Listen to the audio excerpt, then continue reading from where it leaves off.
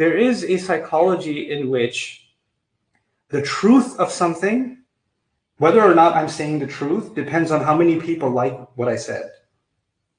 So the more popular what I say is, the more truthful it must be. And the more unpopular what I say is, the more untrue it must be. So I'll give you a scenario. Let's just say I got invited to a church. They'd like to discuss the divinity of Jesus, and it's a huge evangelical church somewhere. And there's thousands of people sitting in the audience in the stadium, and I'm sitting there on stage with a pastor, and we're talking. And I present the Quran's point of view. And every time I mention that we do not believe that Jesus is divine, the entire crowd starts booing. The entire crowd is in an uproar, let's just say.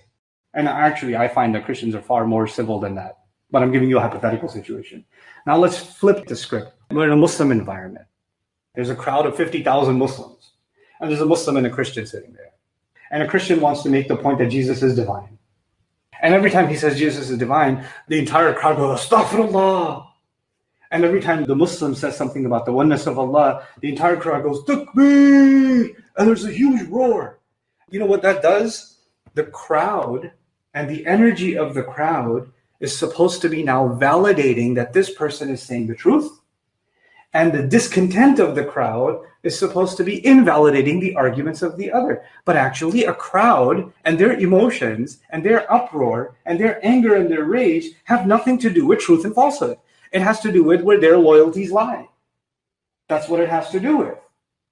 So it's not a fair position for me to be put in that place with an audience that doesn't agree with my worldview, and so I'm getting booed. And it's not fair for a non-Muslim to be put in that place, where Muslims are clapping and screaming in favor of the Muslim argument and booing the non-Muslim argument, because that's not a fair conversation anymore. It's intimidating. It's creating intimidation.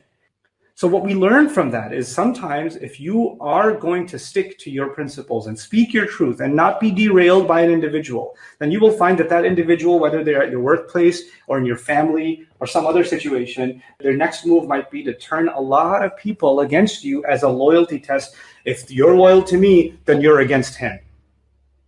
I can't believe you're still siding with him.